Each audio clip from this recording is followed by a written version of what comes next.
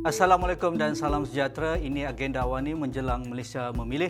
Bersama saya malam ini, bersama saya Nazri Kaha, dan kita akan memberi tumpuan personaliti tokoh muda yang akan bertanding. Itu pun juga akan dimuktamadkan oleh parti masing-masing, sama ada mereka akan ditampilkan sebagai calon ataupun tidak.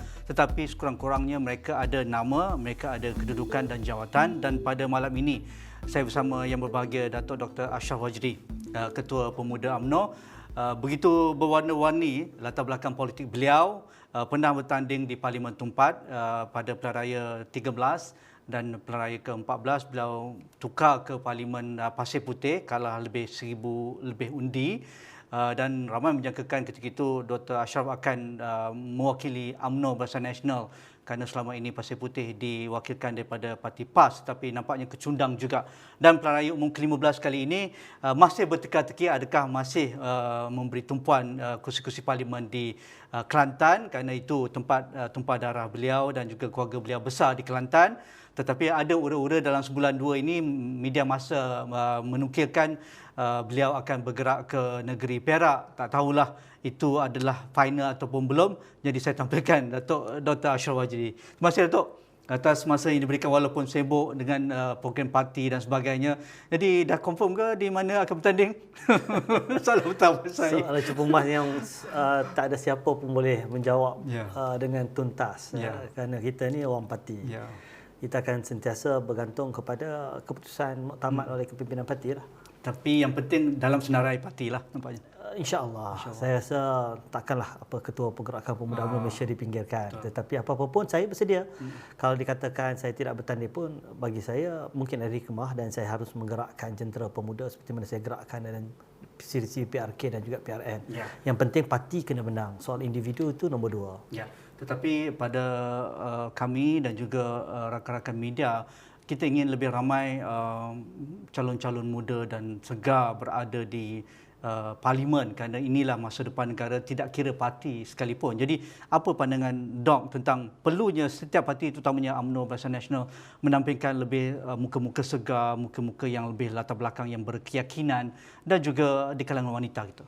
Saya daripada awal bila diberikan amanah selaku Ketua Pemuda UMNO Malaysia 4 tahun lebih, saya memfokuskan gerak kerja untuk merejuvenasi parti, menambah baik dan juga memastikan parti ini kembali kepada asas perjuangannya, dan yang mampu untuk membawa kepada asas perjuangan ini sudah tentu generasi pelapis perjuangan.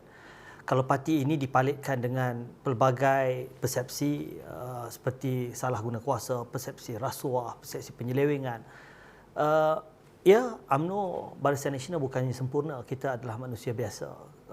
Ada sedikit sebanyak kelemahan di sana sini, tetapi untuk memastikan parti ini terus berperanan penting, kerana tidak boleh dinafikan juga peran parti ini ada peranan dan ada jasa yang besar dalam membangunkan negara, anak watan selama 60 tahun lebih.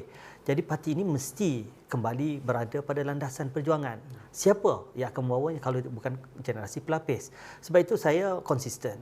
Setiap kali PRN bermula Sabah, Melaka dan Johor, sentiasa memperjuangkan supaya parti ini menampilkan lebih ramai muka-muka baru di kalangan anak muda, di kalangan mereka yang tidak terpalit dengan apa juga persepsi dan tuhmahan yang ditampilkan. Sebab politik ini is all about perception. Mahu tak mahu kita perlu juga menanggapi dan juga menyantuni persepsi-persepsi yang ada. Tapi alhamdulillah, saya kira kalau melihat kepada apa yang berlaku di Melaka, 87% muka baru ditampilkan. Di Johor, 78% muka baru ditampilkan. Dan mereka ini adalah mereka-mereka yang segar. Contohnya di Melaka tadi kita berbual berkenaan dengan Dr. Akmal, yang memang beliau pun adalah kali pertama menjadi Ketua Pemuda, naikkan dengan umur yang masih muda, semangat yang kuat untuk bekerja untuk rakyat, tidak terpalit dengan apa-apa juga bentuk kontroversi. Dan dia bukan seorang, kita ada 13 sekarang ini pemuda Barisan Nasional yang sudah bergelar adun. Dan bukan itu saja, daripada 13, 8 dilantik sebagai Exco Kerajaan Negeri, yang bagi saya satu pencapaian yang hebat dan juga yang berbeza, menunjukkan bahawa UMNO dan Barisan Nasional bersedia untuk berubah. Kalau diberikan peluang, mereka boleh diketengahkan sebagai pemimpin, memberikan harapan baru. Sebab itu saya membawa mereka bertemu pula dengan Ketua Pesuruhjaya SPRM, Tan Sri Azam Baki. Saya beritahu kepada Tan Sri Azam, ini adalah generasi kami, pemuda-pemuda yang tidak terpalit dengan apa-apa isu, cuma kita perlukan garis panduan kerana kita tidak ada akta dana politik contohnya, belum ada. Jadi soal sebagai wakil rakyat, masyarakat di luar sana, terutamanya kawasan bandar, kawasan luar bandar dan separa bandar, mereka merasakan bahawa wakil rakyat ini sebagai tempat bergantung mereka. Daripada mereka lahir sampai mereka mati. Daripada nak pergi sekolah sampailah isu nak bayar bil elektrik. Kalau mengharapkan gaji wakil rakyat tak cukup. Tetapi di manakah sumber lain yang boleh? Di situ ramai yang nak membantu contohnya. Tapi bantuan ini mesti jelas. Jangan terpalit dengan isu-isu yang boleh dikaitkan dengan salah guna kuasa dan rasuah. Inilah antara perkara yang bagi saya penting untuk kita membina budaya politik baru, sistem politik baru yang memberikan nafas baru kepada negara kita yang hari ini sudah terkebelakang. Yang kita harus tonjolkan, yang kita gerakkan supaya kembali gemilang seperti mana dulu. Selama ini, sepanjang 4 tahun nampaknya Dr. Ashraf menggerakkan wakil pemuda ke depan dan mencadangkan kepada pimpinan, tetapi tidak wajar juga ketua pemuda itu tidak dicalonkan sebagai calon.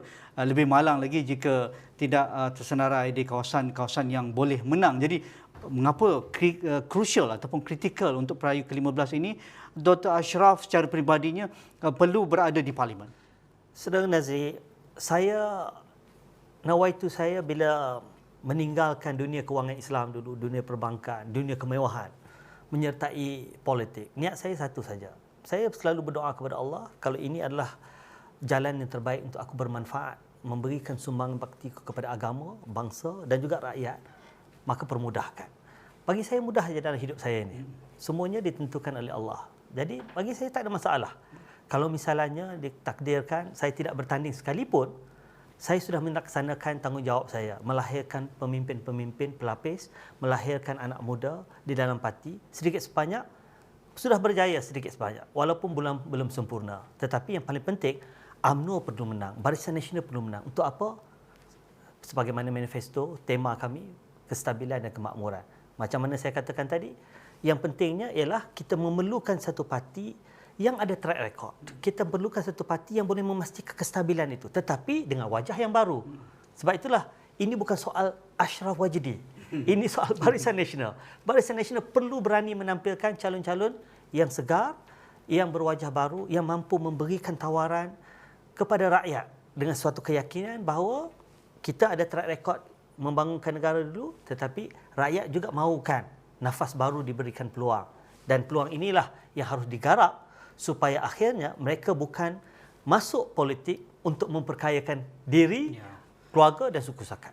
Saya yakin itu juga menjadi wadah inspirasi anak muda bergelumang dalam politik. Tetapi di mana perseimbangan Dr. Ashraf apabila UMNO sendiri terpalit dengan isu-isu rasuah, isu keterisan dan juga pemimpin UMNO ada yang sedang dibicarakan dan ada sudah pun dijatuhkan hukuman. Jadi sebagai orang yang ada idealisme tentang mahu persepsi itu ditukar, sekurang-kurangnya persepsi, tetapi ada satu ruang yang mungkin itu memakan masa untuk ditinggalkan kerana pimpinan masih ada yang presidennya yang memegang kuasa-kuasa di dalam peringkat hierarki parti dan sebagainya. Jadi di mana kita nak jual persepsi begitu, Dr. Ashraf? Pertama sekali, seperti mana saya katakan, UMNO bukanlah sebuah parti yang sempurna. Kita juga berada dalam dunia yang tidak sempurna. Kalau kita mengharapkan sesuatu yang ideal, negara kita tidak ada langsung rasuah, semuanya bersih, maknanya itu kiamat tandanya. Tetapi realitinya, apa yang kita harus lakukan, pastikan tidak adanya ketirisan ini, rasuah ini dapat diminimumkan pada tahap yang paling minimum. Bagaimana? Sistemnya, urus takbirnya, ketulusannya, strukturalnya, dan nilai, sistem nilainya yang harus ditanam daripada awal. Macam mana saya katakan tadi, UMNO tak boleh dinafikan jasanya. Tetapi UMNO ini kan parti yang begitu berakar umbi, begitu besar. Di dalamnya macam-macam. Kan? Takkanlah 10 kebaikan tiba-tiba ada satu kesalahan, kita hanya menonjolkan satu kesalahan. Walhal 9 kebaikan itu bermanfaat dan mempunyai masalah yang lebih besar.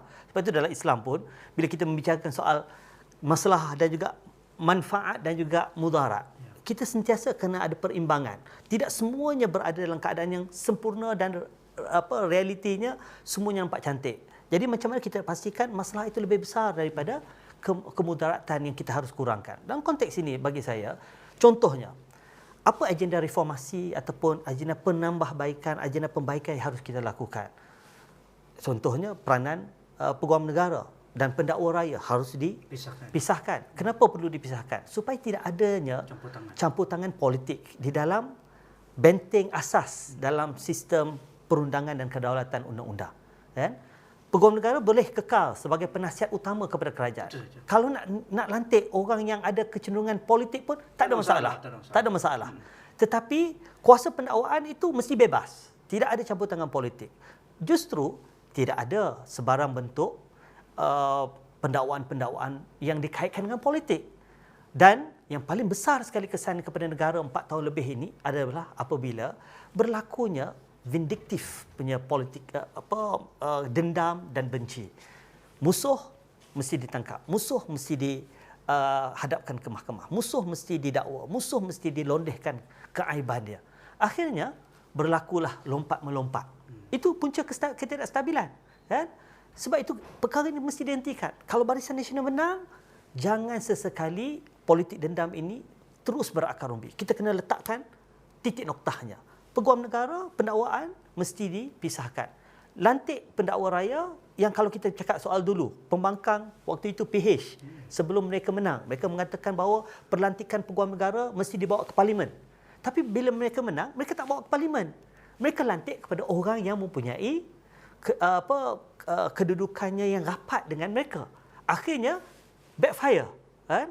Peguam ini juga yang mendedahkan, tak tahulah kerana kesombongan atau keegoan, boleh tulis dalam bukunya, menceritakan dalam muka surat 28 sampai 48 tu, kita boleh tengok dia dah yang mencatur, memilih bersama dengan Perdana Menteri siapa hakim-hakim nak dilantik sebagai Ketua Hakim Negara, Presiden Mahkamah Rayuan, Hakim Besar Melaya, Hakim Besar Sabah dan Sarawak. Ini salah. Kerana dulu kita selalu mendengar mereka mengatakan, zaman BN memerintah campur tangan politik, terutama zaman Dr. Mahathir dulu. Campur tangan politik dalam mahkamah dan kehakiman begitu melebar.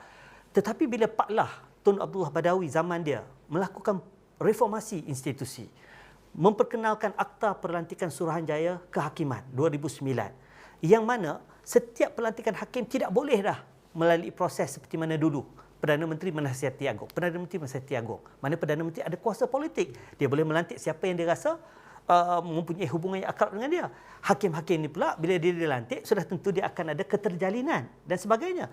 Akhirnya akta ini bahaya. Bila Akta Perlantikan Suruhanjaya Kehakiman diletakkan di situ, jadi hakim-hakim tak boleh dilantik mengikut cita rasa Perdana Menteri orang politik. Dia boleh dilantik oleh Suruhanjaya tersebut. Tetapi apa yang berlaku bila PH naik, Tommy Thomas sendiri pun mendedahkan bahawa yang memilih dia dengan Tun Dr. Mahathir. Senarai yang dikeluarkan oleh Suruhanjaya Kehakiman tidak diendahkan, digunakan senarainya. Akhirnya berlakunya pelbagai isu-isu yang sekali lagi selagi tidak dibuktikan, persepsinya seolah-olah wujudnya campur tangan politik yang dahsyat di dalam sistem kehakiman. Ini berbahaya. Jika DOP terpilih ke Parlimen dan juga Barisan Nasional memerintah dengan gabungannya, adakah reformasi institusi ini antara agenda besar akan dibawa ke Parlimen? Pasti. Ini antara perkara yang kita bincang panjang lebar. Ia dalam manifesto kita di Johor, di Melaka, sehinggalah ini hari ini pun sebenarnya ada perbincangan untuk mengmuktamadkan. Antara perkara yang paling penting ialah agenda reformasi institusi ini, penambahbaikan dan pembaikan institusi. Yang penting bukan apa, kita akan berubah apabila dunia berubah. Dan bukan bermakna dulu tak baik. Dulunya baik waktu itu dan cocok dengan zaman itu. Apabila zaman berubah, rakyat mula pintar. Pendidikan demand, kita sudah tentu permintaannya lebih tinggi. Dan dalam konteks ini perlu ada penambahbaikan. Sebab itulah kalau dulu mungkin tidak ada isu peguam negara, dia juga ada kuasa mendakwa. Mungkin ada check balance dengan Akta Suruhanjaya Kehakiman dengan hakim-hakim yang ada independennya contohnya. Tapi hari ini bila kita lihat, bila PH memerintah, wujudnya campur tangan politik yang begitu besar. Dan ini bukan kata saya, ini yang disebutkan dalam buku Tommy Thomas sendiri, bekas peguam negara. Sudah tentu kita perlu mengambil iktibar. Apakah bila Barisan Nasional memerintah, kita akan mengulanginya? Atas dasar dendam kerana aku dulu dikenakan sebegini, maka aku pun perlu melakukan kepada musuh politik. Jadi sampai bila politik kita akan Ya. mencetuskan ketidakstabilan. Ya. Nazri, isu utama anak muda hari ini kalau kita lihat ialah ketidakstabilan ini memberi kesan kepada mereka. Ekonomi kita tidak seperti mana dulu, peluang-peluang pekerjaan tidak seperti mana dulu dan sebagainya. Dok, kali ini game changernya adalah undi anak muda dan undi pendaftaran automatik dan juga begitu besar vote bank di kalangan generasi muda antara 20 ke 40 tahun. Dan keadaan sekarang pula mereka inilah kelompok Antara yang 18 hingga 40 betul, tahun. yang paling rentan, begitu fragile Ya. kerana baru selesai pandemik, mereka hilang kerja. Kalau dapat kerja pun gaji pun tak setimpal. Kalau ada kerja pun gaji upah tu memang rendah lah berbanding sebelum pandemik dengan kos yang hidup yang tinggi. Jadi apa tawaran khas sebagai orang muda dalam pimpinan utama BN dan UMNO akan ditawarkan kelompok ini dan mereka akan berbondong-bondong ke petak undi untuk memilih siapa calon yang mereka dan gabungan mana yang akan membentuk kerajaan? Pertamanya kita harus melihat secara makro. Asas paling penting dalam kita menjana peluang-peluang pekerjaan yang berkualiti adalah kestabilan politik. Kestabilan politik ini akan memberikan perkara yang paling pokok dalam pertumbuhan ekonomi adalah kedatangan pelaburan.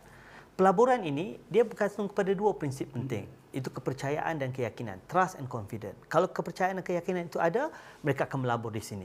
Dulu Malaysia ini adalah syurga kepada pelabur kerana suasana yang cukup lunak dan kondusif untuk pelabur datang.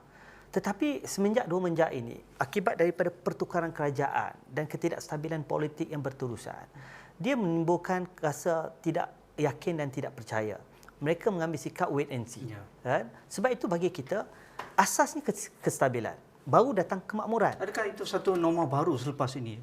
Sejak lepas 2018, Dr. yakin kestabilan itu dalam konteks yang kita faham 60 tahun dahulu? Ataupun kestabilan sekarang, pasca 2018, adalah gabungan-gabungan politik yang mungkin memberi nafas baru dari aspek kestabilan? Saya tidak menolak soal itu. Soal itu. Sebab itu kita kena letak asas-asas yang penting. Contohnya, anti-hopping law, undang-undang akta ni. Ini asas penting, akta pendanaan. Ya.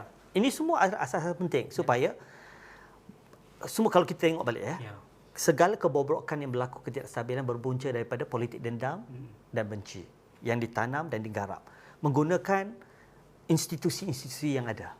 Peguam negara ditukar, Ketua Pesuruhjaya SPRM ditukar kepada ahli majlis pimpinan tertinggi parti politik. Kemudian percaturan hakim-hakim yang dibuat seperti mana dalam buku Tommy Thomas. Ini semua akhirnya menjurus kepada apa? Memberikan isyarat kepada ahli-ahli politik yang mana ada skeleton in the cupboard. Ada, ialah macam saya katakan, ada ahli politik yang dia takut. Bila ini dah mula diancam, mereka mula melompat sana sini. Lompat ke parti lain, disucikan. Mereka yang kekal, didakwa. Dan ini bermulanya ketidakstabilan. Sebab itu hari ini, kalau kita bercakap soal kestabilan akan datang, kerana ia memberikan satu isyarat penting supaya pelabur dapat masuk, memberikan tawaran pekerjaan yang berkualiti, supaya anak muda tidak lagi bergantung kepada ekonomi gig yang secara jangka pendek nampak lumayan. 3-4 ribu nampak lumayan sekarang, tetapi untuk masa depan yang jangka masa panjang tidak akan memberikan apa manfaat. Terima kasih Dr. Ashraf Wajdi. Kena datang lagi kalau dah confirm jadi calon. Saya suka usik Dr. Ashraf. Terima kasih Dr. Ashraf Wajdi, Ketua Pemuda UMNO. Kita akan temu bual juga ketua-ketua anak-anak muda dalam setiap parti dalam temu bual bersama agenda awani menjelang Malaysia memilih.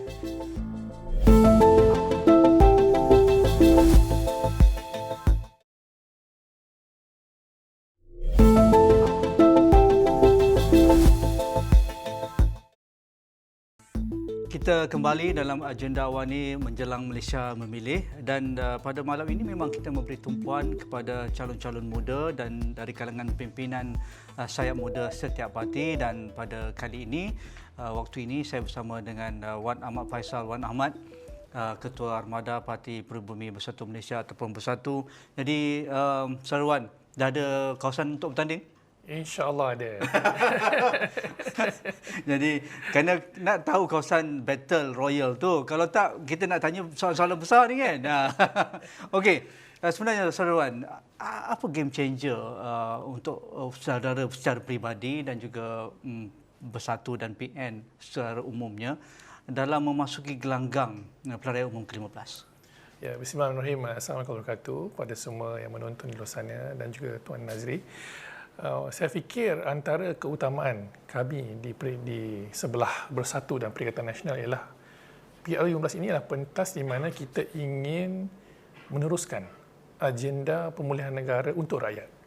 Saya rasa ini perkara yang kita telah lama usahakan sejak kami mengambil alih tampuk pemerintahan pada tahun 2020. Dan kita pun tahu selepas Tan Sri Muhyiddin dijatuhkan, projek ini iaitu memulih negara masih belum selesai, khususnya dalam ruang lingkup COVID.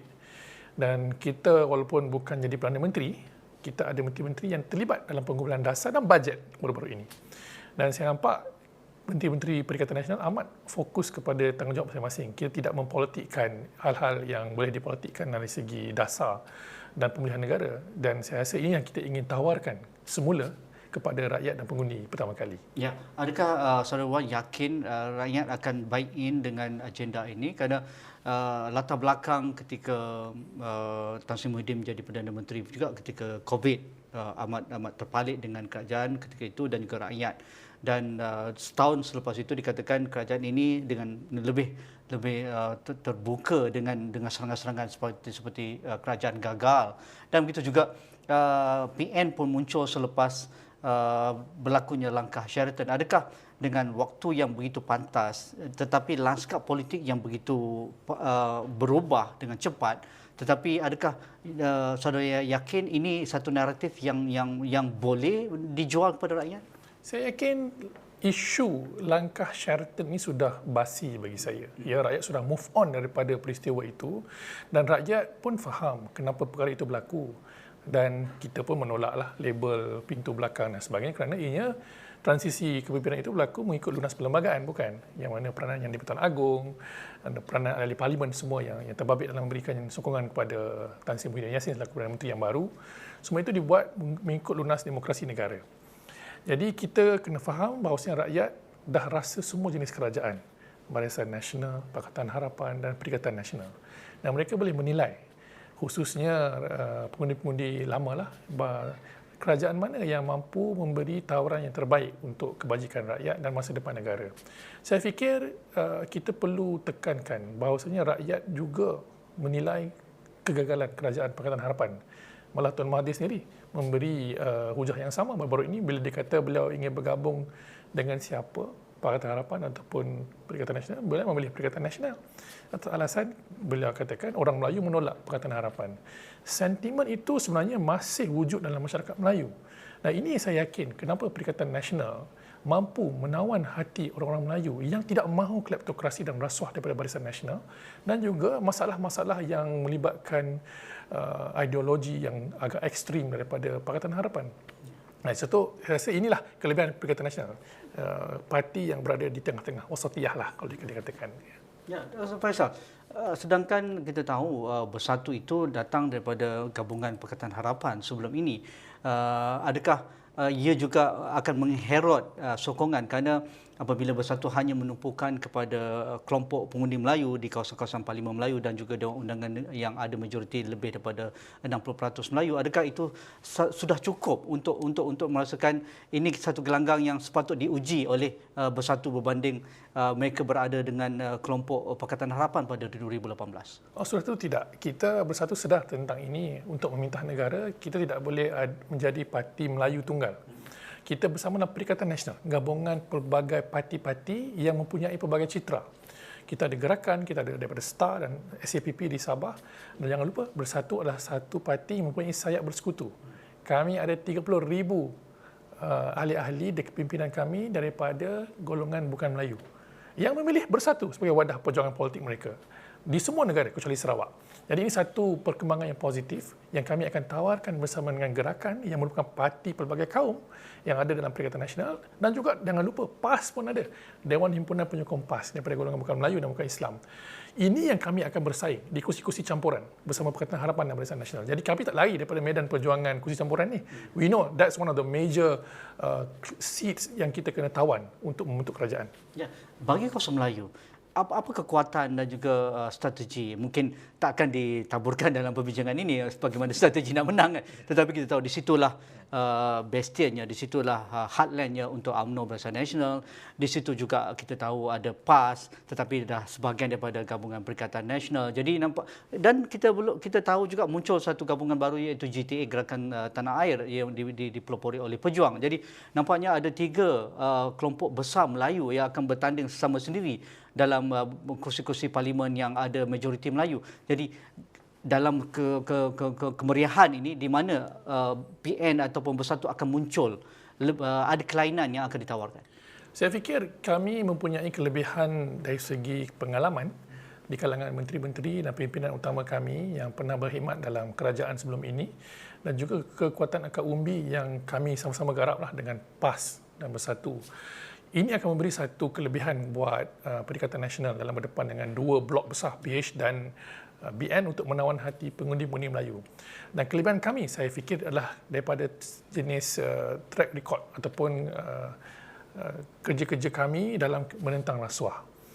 Kami berbangga dengan kepimpinan yang ada di semua negara, di mana pimpinan-pimpinan Perikatan Nasional.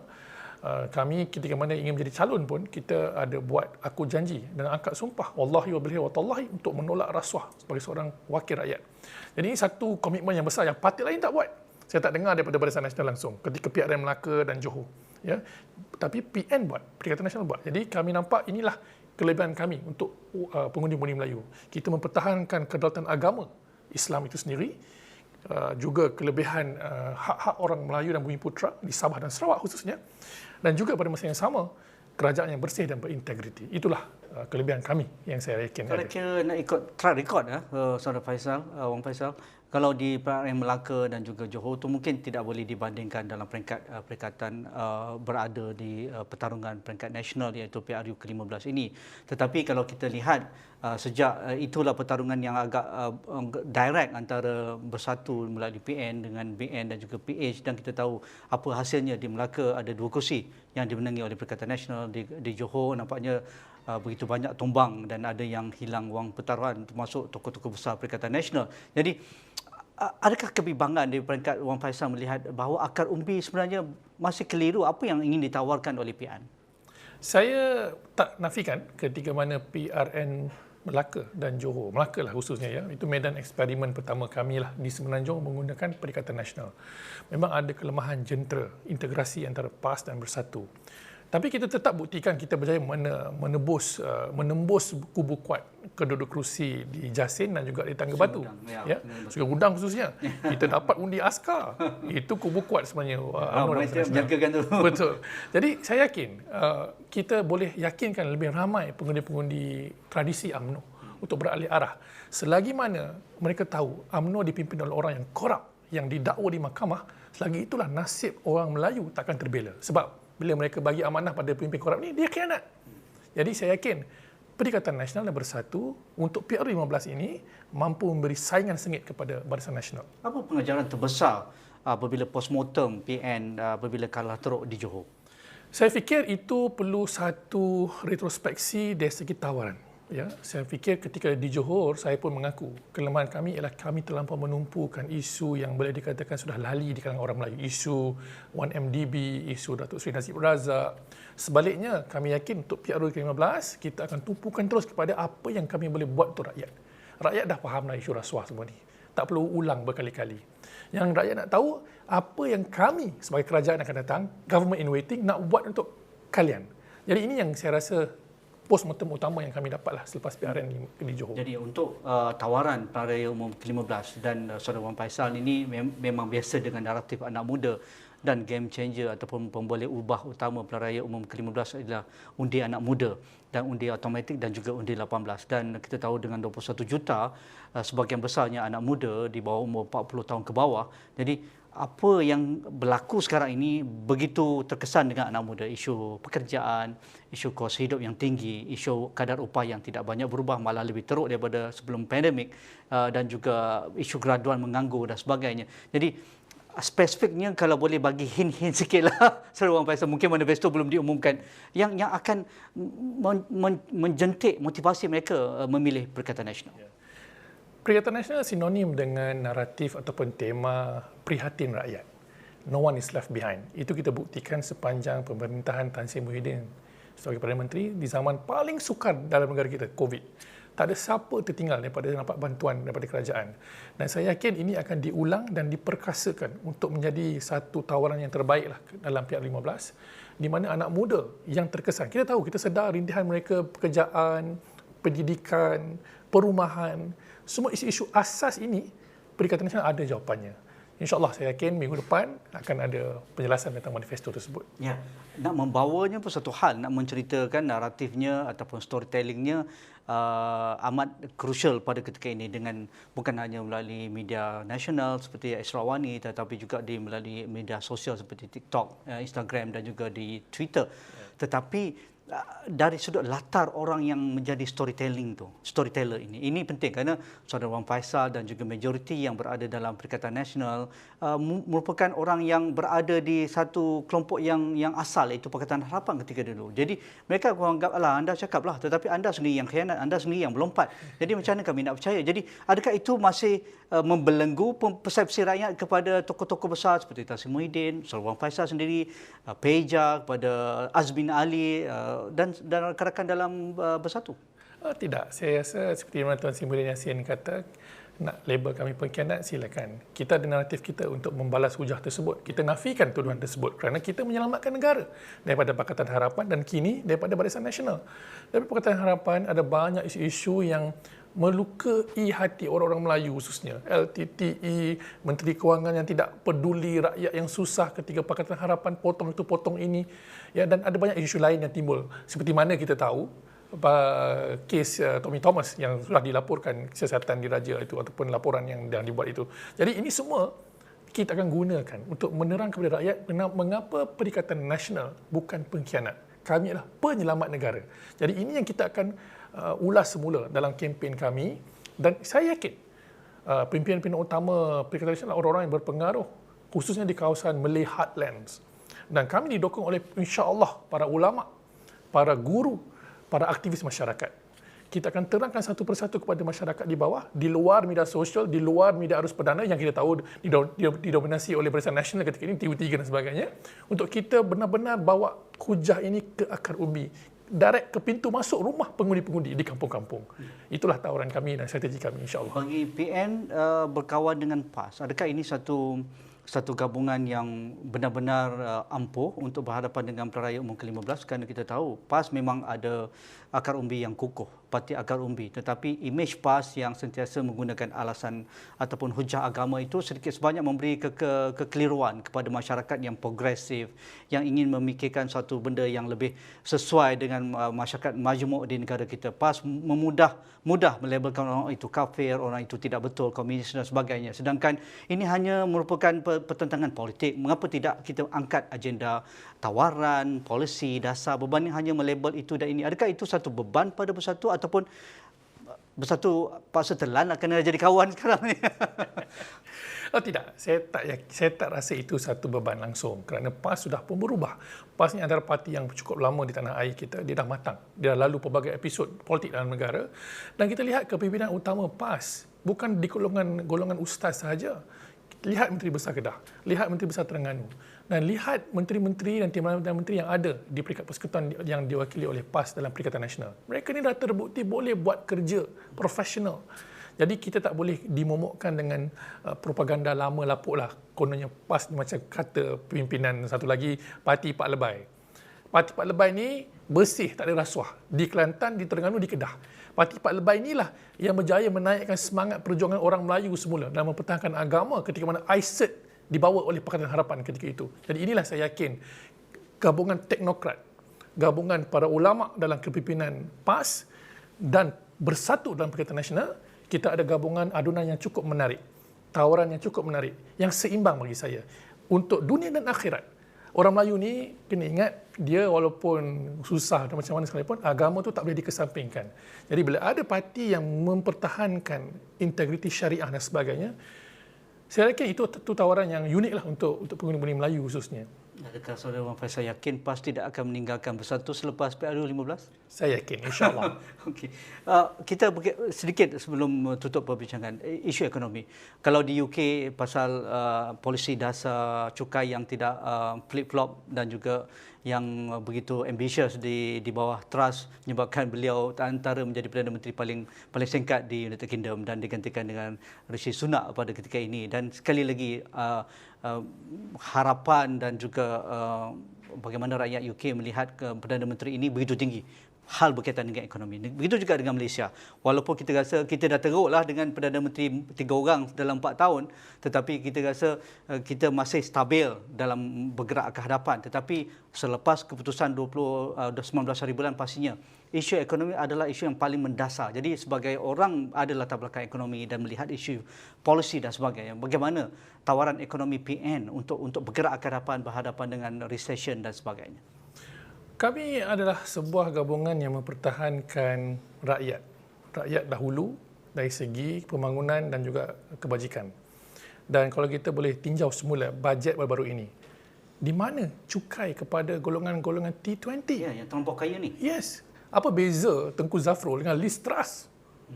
Saya nampak Tengku Zafrul bila dia bentangkan bajet baru-baru ni, walaupun saya dalam kerajaan, tidaklah menunjukkan keikhlasan untuk kita mendapatkan revenue stream yang baru selain daripada kepada Petronas. Jadi saya tak nampak ini satu keikhlasan bajet 2023 ni, dan kami akan bentang lebih baik lepas kami menang dalam tubuh kerajaan PRU15 ini. Jadi itu dasar kita. Dasar kita adalah pro rakyat. Kita akan bantu semula SME yang terkesan, PMKS kita, dan Tan Sri Muhyiddin bukan orang yang bercakap kosong. Dia ada blueprint. Sepanjang beliau menjadi pengerusi Majlis Pemulihan Negara, beliau dah merujuk banyak pakar-pakar. Dr. Hartini, Profesor Rajah Rasiah, Tan Sri Sulaiman Mahbub. Ini semua pakar-pakar yang dirujuk dan bermesyuarat. Saya nak ingat kembali pada Tuan Haji. Saya dikabarkan Yang Mak Berhormat Perdana Menteri Datuk Seri Sabri jarang sekali mempengerusikan NEAC, National Economic Action Council kita. Macam mana kita nak selesaikan masalah ekonomi? Jihad lawan inflasi pun gagal. Serah pada menteri yang tidak ada kaitan dengan Menteri Pertanian, memporak-perandakan harga ayam, telur dan bekalan makanan kita. Sebab apa nak score political mileage? Sebab apa nak Menteri Barisan Nasional yang dapat kredit tu? Tapi lihat apa berlaku. Seperti tikus membaiki labu. Perikatan Nasional serius dalam hal ini. Kita akan betulkan semua kesilapan-kesilapan yang dibuat dalam kerajaan sebelum ini. Okey, terima kasih. Dah confirm jadi calon, datang lagi ke Astro Wani Saudara Wan Faisal. Saya suka cara membawa bahan untuk menawan hati rakyat, dan substance ini penting kerana kita berlawan dengan substance, dan juga retorik politik itu perlu juga ada kandungan yang tepat kepada pengundi yang akan memilih anda. Terima kasih Saudara Wan Ahmad Faisal Wan Ahmad, Ketua Armada Parti Perubumi Bersatu Malaysia ataupun Bersatu, dan itu saja, dan kita akan rehat. Selepas ini kita akan ada calon muda lagi yang akan kita tampilkan.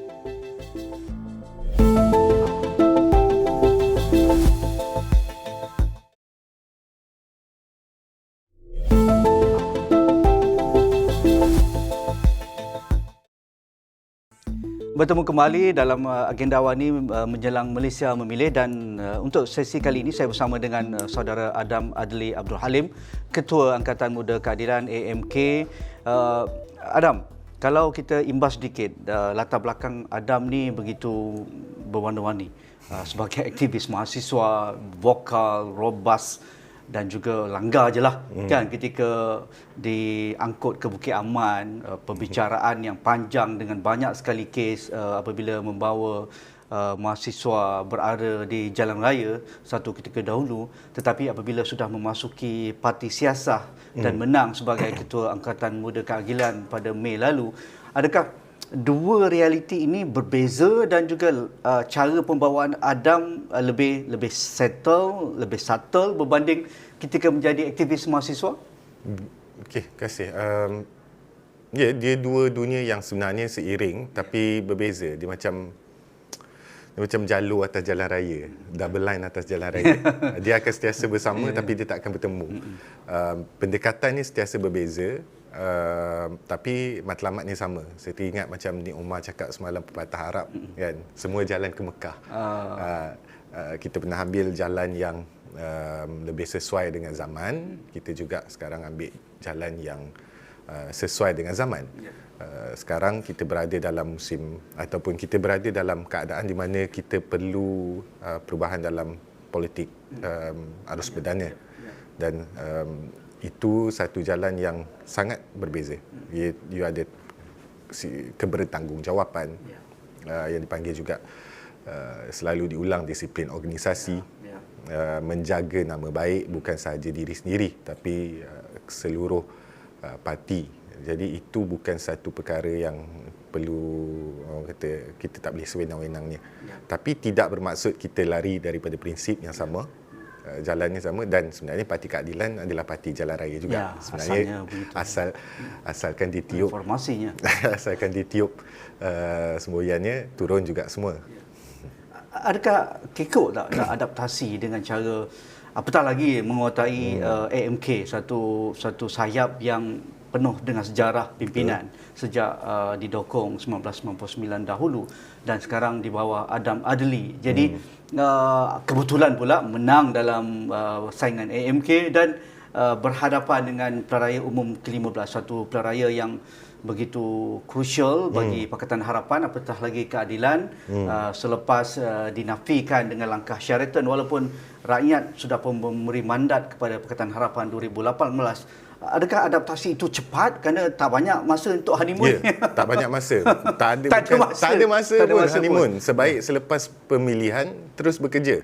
Dan tentu sekali dengan keadaan mana kita bukan kita tahu bila pilihan raya. Jadi kita hanya boleh buat jangkaan sekian tarikh. Dan kita letak tahun depan, dan kita letak pada peringkat awal pun kita letak sasaran bulan 11 dan memang betul bulan 11. Jadi sejak daripada pemilihan lagi, kerja-kerja yang berkait dengan penyusunan semula organisasi. Kalau kita ingat, kalau nak disebut ini adalah pasca langkah Sheraton. Pasca langkah Sheraton bukan hanya berkisar sekitar naratif nasional tentang pergolakan politik dalam negara, tapi juga bagaimana dengan kocak air di dalam parti. 12,000 anggota parti. Ini termasuk daripada Angkatan Muda Keadilan yang sama ada dipecat ataupun keluar meninggalkan parti.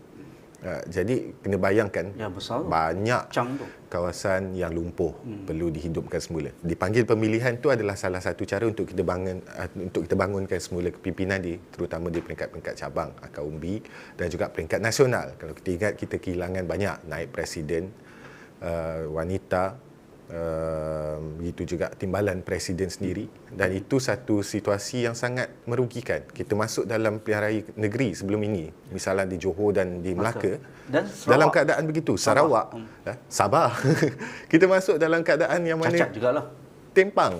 Kita kena akui perkara ni, semua ni terletak dan reflect dengan keputusannya. Yes, dan jadi adalah langkah tepat untuk panggil pemilihan di waktu-waktu crucial sebegini. Dan walaupun masih lagi kita cakap in terms of preparedness, bukan saya preparation, kerja-kerja preparation sentiasa kita buat. Preparedness tu sendiri kalau nak diukur masih lagi kita pun ada sedikit goyah lah. Kan? Macam mana kita boleh yakin dalam tempoh yang segini singkat.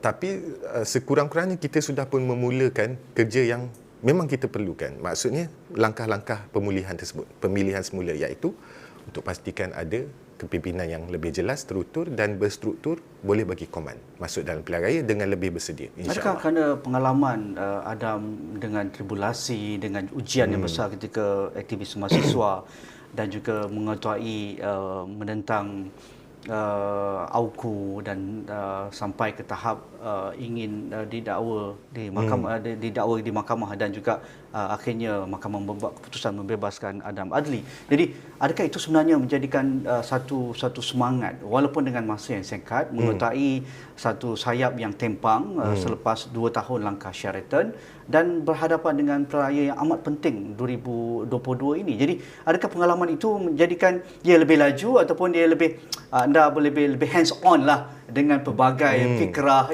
dari segi saya ingat kalau dari segi kerja-kerja administratif itu pengalaman dengan organisasi macam NGO dan gerakan pelajar tu jauh beza dengan parti politik.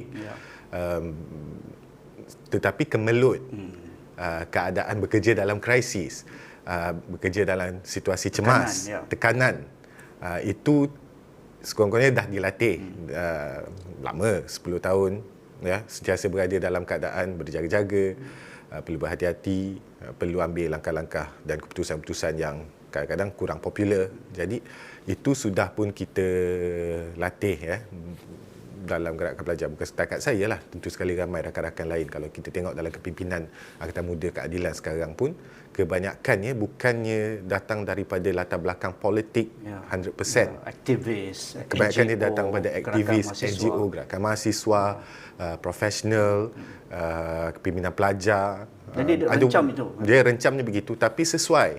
Sebenarnya sebab supaya kita masuk dalam situasi pilihan raya, kita bukan berhadapan lagi dengan hanya orang-orang politik. Kita berhadapan dengan masyarakat biasa yang nak tahu Voters. di mana kita duduk, di mana kedudukan kita dalam melihat satu-satu isu. Kalau kita melihat isu pendidikan, isu kesihatan, perumahan dan sebagainya, sekurang-kurangnya kita ada orang-orang yang ada pandangan-pandangan berbeza yang boleh bagi kelebihan dari segi soal kita nak mencorakkan tawaran dan hala tuju dan sebagainya. Ya. Saya rasa itu satu perkara yang boleh kita manfaatkanlah sedikit sebanyak. Tapi bagaimana ia akan menjadi refleksi perjuangan Adam dan juga keadilan berhadapan dengan PRU15? Kerana kita tahu kali ini game changernya undi 18, pendaftaran automatik dan 21 juta pengundi buat pertama kalinya antara yang paling ramai dan separuh 50%-nya adalah anak muda. Jadi kehendak mereka pelbagai. Ada yang kita tak boleh bakulkan mereka dalam satu bakul. Betul. Mereka ada yang ada aliran ingin bersama dengan cara pemikiran ayah bonda mereka. Betul. Mereka mahu yang lebih selamatlah. Kata Malaysia ini negara Melayu Islam, mereka tidak perlu dicabarlah kedudukan itu. Ada juga yang tak ingin langsung ambil berat tentang politik. Itu berlaku di Johor kita lihat. Sampai mereka pun tak tahu, adakah nama saya dalam daftar pemilih, saya tak tahu dan saya tak pernah nak ambil tahu. Begitu juga yang cakna tu, mereka ingin suatu yang ideal sampai macam ketika menjadi mahasiswa lah. Betul. Mengapa tidak Malaysia bergerak seperti negara-negara yang matang dalam demokrasi? Jadi di mana kedudukan Adam untuk merayakan kepelbagaian anak muda ini? Yang pertama ini perkara asas lah saya ingat. Yang pertama sebagai pemimpin sebuah sayap, pimpinan sayap kena raikan suara-suara yang berbeza pendapat. Maksudnya tak boleh tinggalkan dia tak boleh satu tinggalkan. pun. You cannot leave any rocks unturned. Mungkin berbeza pandangan dalam beberapa perkara. Kalau kita cakap isu pendidikan, misalnya akan ada orang yang akan berhujah bahawa tak betul pandangan begini, ini pandangan terlalu terbuka, ini pandangan terlalu tajam dan sebagainya dalam kita mengkritik sistem dan sebagainya. Tapi dalam masa yang sama, itulah yang membentuk idealisme, ya. Kalau kita tengok idealisme, tak ada masalah. Tak ada idealisme. Itu yang sepatutnya. Itu yang sepatutnya. Dia kena ambil idealisme keadilan adalah berdasarkan pada ideologi yang berbeza. Kalau kita tengok sejarah keadilan itu sendiri adalah gabungan antara Parti Melayu, pemimpin-pemimpin yang meninggalkan UMNO ketika reformasi, dan juga pemimpin-pemimpin daripada Parti Rakyat, Parti Kiri yang lebih progresif. Dua pandangan yang berbeza, spektrum yang berbeza, tapi bergabung dan jadi Parti Keadilan yang hari ini boleh dilihat idealismenya mencerminkan rakyat Malaysia. Jadi adalah perkara biasa. Itu sebab kadang-kadang orang melihat keadilan AMK ni bising, bergaduh, berkecamuk, banyak warna-warni, tapi itu budaya yang terbentuk daripada idealisme yang diterapkan dalam keadilan sendiri. Jadi itu salah satu. Jadi parti itu sendiri, sayap itu sendiri, idealismenya sendiri, dan juga orang kata identiti parti itu sendiri sepatutnya sudah pun menjadi salah satu cara untuk orang tanya bagaimana kita nak menghadapi kepelbagaian masyarakat. Parti ini parti pelbagai. Kemudian datangnya gabungan Pakatan Harapan pun datang daripada spektrum yang sangat berbeza dengan Parti Amanah yang disebut sebagai Muslim Demokrat, progresif Muslims, dan datang daripada Parti Tindakan Demokratik yang datang daripada latar belakang pelbagai kaum, tapi kita tahu mendapat sokongan yang lebih banyak daripada terutama segi masyarakat Cina dan masyarakat India sedikit sebanyak. Jadi ini adalah satu dinamik yang berbeza sebenarnya dengan Barisan Nasional. Kalau kita tengok Barisan Nasional pun sama, gabungan parti-parti pelbagai kaum, tapi dia terhad lah. UMNO hanya akan bercakap soal Melayu, MCA, MIC hanya akan bercakap soal Cina atau India, dan kita pun pandangan umum selalunya akan melihat bahawa ia tidaklah begitu multiracial.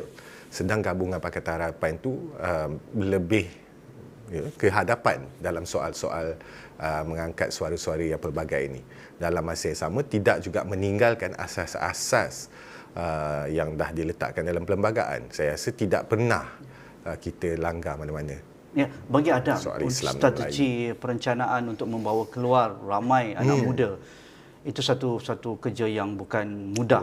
Kerana dengan kepelbagaian itu, satu. Yang keduanya, fatigue politik ataupun kelesuan politik ni sudah berlarutan sejak 2018. Jadi, dan apatah lagi berhadapan dengan situasi ekonomi yang tidak menentu dan dikatakan akan lebih parah pada bencana 2023. Ya, exactly. Jadi, sebagai orang muda, Cak Na dengan keprihatin dengan cara orang muda berfikir dan ingin berdamping dengan mereka dan membawa keluar pada 19 hari bulan. Bagaimana kita nak intrik mereka ni? Baik, satu perkara adalah jangan bercakap hanya bahasa mereka, tapi bercakap juga dengan masalah mereka. Contohnya, kita melihat umur 18 ke 20 adalah umur yang berbeza dengan umur 21 ke 35, Pasti, 40 tahun dan sebagainya. Semua masalah yang berbeza. Saya datang daripada sekarang, umur saya 33. Jadi saya boleh bercakap soal umur 18 tahun. Itu kita semua pernah menjadi 18 tahun. Kita tahu apa kehendak kita mereka, waktu itu. worldview mereka. Kan? Dan kalau ikut, contoh saya datang daripada aliran pendidikan. Jadi adalah menjadi, orang kata, disiplin ilmu kami adalah untuk memahami anak murid, untuk memahami pemikiran. Kalau umur yang sebegini kita panggil sebagai umur-umur orang yang mencari identiti. Dia masih mencari jawapan. Dia ada banyak persoalan. Mencuba semua perkara. Jadi, dan satu perkara adalah dia bersifat memberontak sedikit. Ya, ada rebellious. Ada rebellious side dia kan. Sebab dia datang daripada, dia baru keluar daripada kepompong kehidupan. Itu yang perkara pertama yang kita pun address. Dan saya rasa untuk yang umur kemudian adalah umur mencari pekerjaan, membina keluarga dan sebagainya. Ini sebenarnya golongan terbesar dalam pilihan raya kali ini. Umur 25 ke 40 ini. Iaitu mereka memang sandwich lah. Dan dalam keadaan sekarang, ini yang paling terkesan. Golongan berumur antara 25 ke 40 tahun. Dan jangan kita hanya melihat pada data yang kita kutip dari segi survey dan sebagainya, ataupun yang dipanggil sebagai big data, data raya dan sebagainya. The human touch itu perlu. Bercakap soal keperluan mereka. Saya, kalau dalam nak mengulas pun, kita akan guna perspektif yang sama. Saya datang daripada keluarga biasa. Saya juga sama struggle macam orang biasa. Saya tidak datang daripada JLC. Saya bukan datang daripada keluarga orang kaya. Saya tahu isteri saya kena bekerja, saya kena bekerja, anak lagi kecil dan sebagainya. Nak bina keluarga dalam keadaan ekonomi hari ini tak mudah.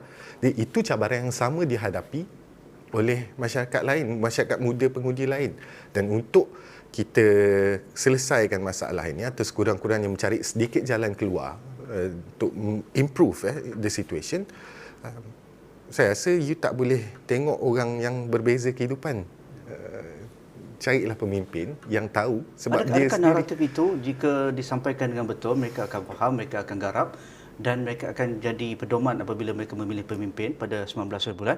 Dan apabila mereka pulang ke kampung bertemu dengan keluarga, mereka mampu ada influence kepada, mungkin kalau balik ke Kelantan, balik ke Sabah dan Sarawak ataupun ke kampung halaman masing-masing, mereka boleh berbicara naratif itu dengan keluarga mereka. Ya, saya rasa itu antara yang paling dekat dengan hati. Dan kita tahu bila kita buat keputusan penting dalam hidup, termasuklah buat keputusan politik, siapa nak undi, kita bukan semata-mata melihat pada kecenderungan keluarga ataupun kecenderungan semasa individu ataupun semata-mata terkait dengan sentimen. Perlu juga melihat apa yang kita akan dapat hasil daripada undian tersebut. Baik, kita boleh tergantung atau kita boleh tersekat dengan sentimen-sentimen yang dimainkan dalam media sosial dan sebagainya, tapi berbalik pada realiti, siapa pemimpin ataupun wadah politik yang jenis mana yang kita sepatutnya boleh yakini. Adakah wadah politik yang hanya mempertahankan kekayaan dan kepentingan sesetengah golongan kecil, ataupun yang bercakap yang menyelami dan sebenarnya datang daripada golongan kebanyakan ini yang berhadapan dengan masalah yang sama macam masyarakat biasa yang lain. Itu pun sebenarnya dah cukup untuk dijadikan ukuran dan jadikan asas dalam kita membuat keputusan. Tak perlu kita nak ambil analisa yang terlalu berat. Ya, terlampau retorik dan juga substance yang langit dan bumi ataupun bintang dan bulan. Itu diperlukan, tapi betul. Tapi bercakaplah menggunakan sudut pandang orang biasa. Adakah Adam akan bertanding di Nibung Tebal kali ini? Tak. Itu semua kita serah kepada parti. Okey, saya sebut Nibung Tebal, mungkin ada tempat lain juga, mungkin di Ampang, mungkin di di Gombak ataupun di Bandar Toraza ataupun di mana-mana sajalah. Tapi Tambun Presiden dah tempat. Kita orang muda, cabarannya ada, masanya ada. Mungkin tidak kali ini akan datang. Jangan takut dengan tapi cabaran. Tapi rugi kalau kali ini tidak ditawarkan kerana ini masa untuk anak muda dan refleksi PKR itu sudah pun diterjemahkan dalam pemilihan baru ini, majoritinya di bawah umur 50 tahun dan saya rasa inilah DNA yang perlu diteruskan dan diterjemahkan dalam calon-calon yang akan diumumkan dalam beberapa hari ini. Terima kasih saudara Adam Adli, Ketua AMK Keadilan, dan itu saja dalam siri Agenda Awal ini menemu bual tokoh-tokoh muda parti siasat berhadapan dengan Pilihan Raya Umum ke-15. Sekian, Assalamualaikum, kita jumpa lagi.